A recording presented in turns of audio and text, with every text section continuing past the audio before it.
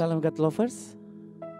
Apapun keadaan kita saat ini, percaya kasih setia Tuhan selalu baru dalam hidup kita.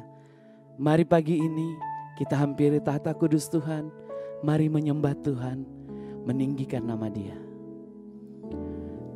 Oh, Yesus Kau segalanya. Kau Allah yang luar biasa. Haleluya. Glory bagimu. Terima kasih. Sebab Engkau Allah yang ku percaya. Di dalam hatiku hanya Engkau Yesus yang sanggup memberikanku kelegaan. Ya Engkau Allah yang ku percaya. Di dalam hatiku hanya Engkau Yesus yang sanggup memberikanku kekuatan yang baru. Haleluya. Terima kasih Tuhan.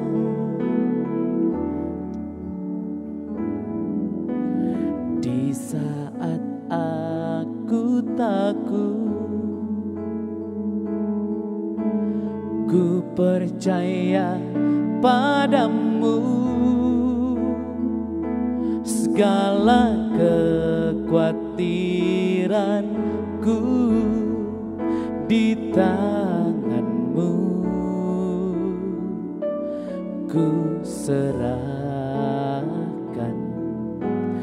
Di saat aku lemah,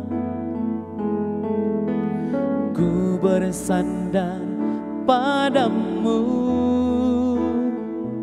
Segala kesesakanku telah Kau tanggung bagiku.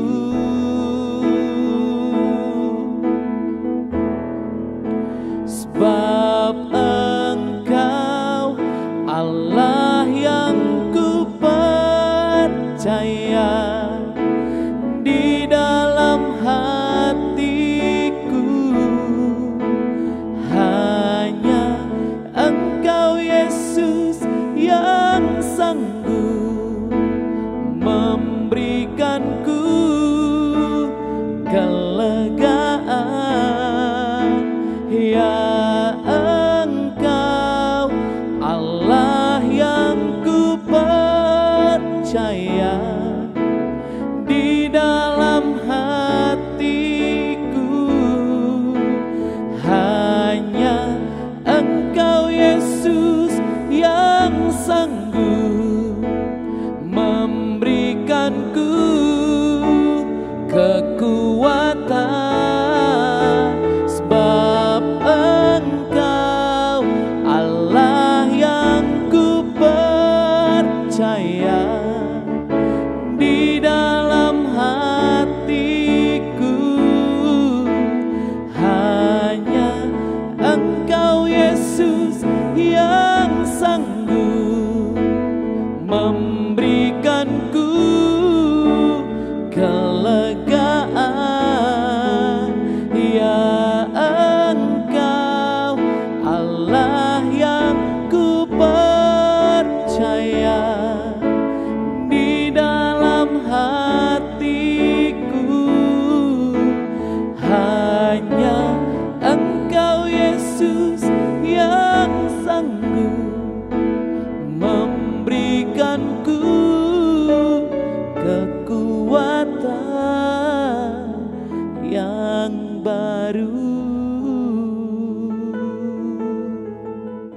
Shalom God Lovers, bertemu kembali dalam program Words from Heaven bersama saya Yeri Pati Nasarani.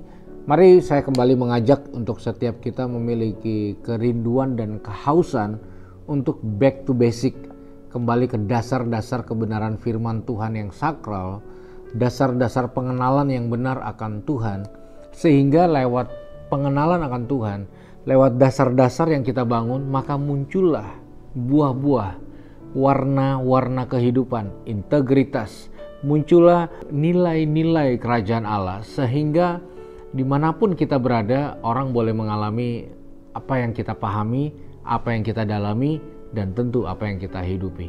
Nah, dalam kesempatan kali ini saya ingin menyampaikan, setiap kali sebuah pengajaran mendarat dalam hidup seseorang, harusnya ada indikasi atau indikator itu bisa dilihat atau dirasakan oleh orang-orang sekitar.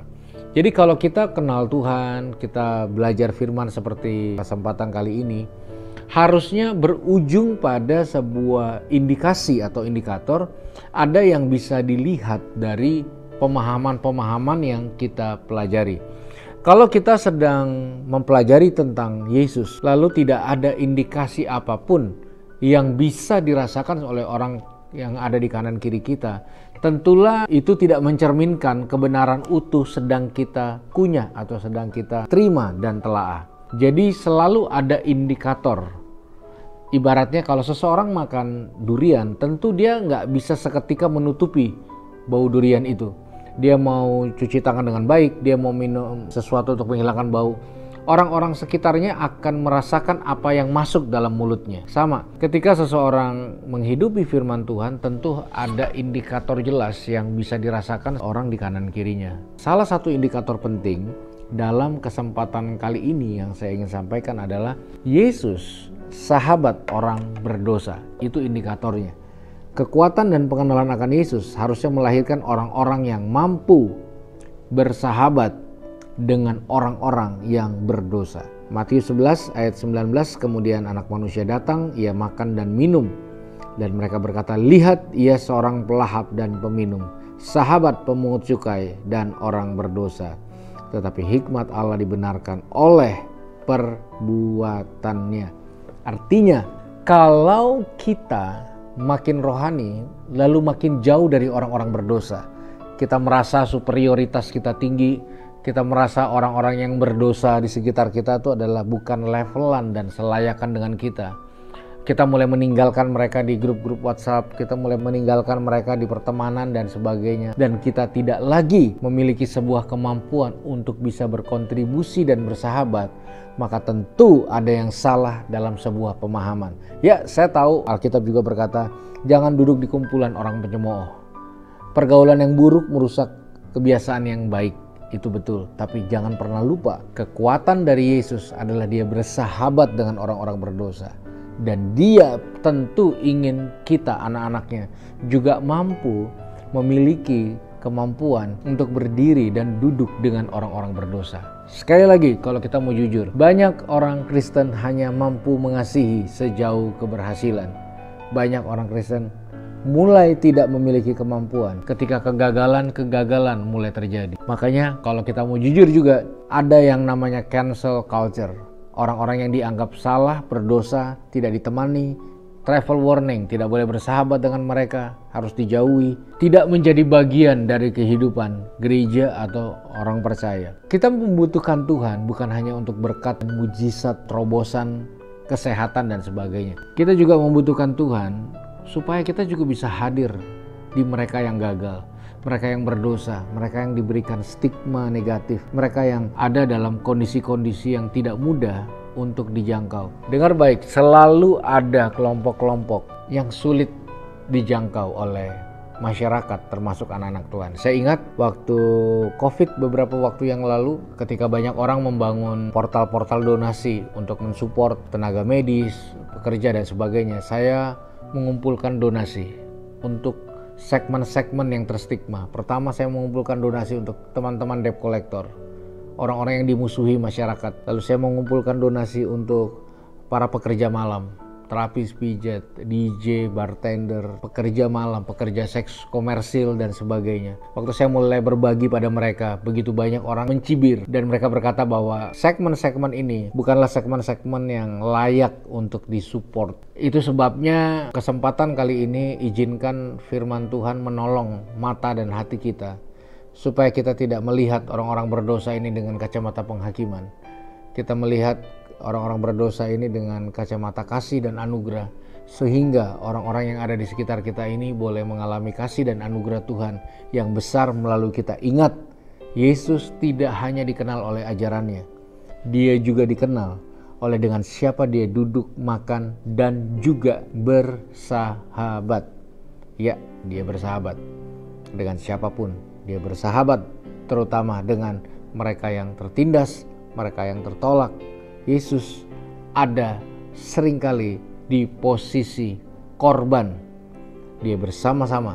Dan itu sebabnya pastilah Yesus juga mengajak setiap kita untuk tetap mampu bersahabat dengan mereka yang berdosa. Mari kita berdoa. Dimanapun kami berada, tolong hati kami sehingga hati kami boleh seperti hatimu, mengasihi orang-orang tanpa memandang rupa, tanpa memandang perbedaan di dalam kehidupan setiap kami. Kami berdoa, Tuhan, biar kekuatan yang dari Tuhan mengalir senantiasa dan kami boleh menjadi pribadi yang luar biasa di dalam anugerah-Mu. Dalam nama Yesus kami berdoa dan mengucap syukur. Haleluya. Amin. God lovers, diharapkan bisa membagikan link YouTube renungan ini kepada saudara, kerabat, teman, dan semuanya. Thank you, God bless you, Tuhan Yesus memberkati.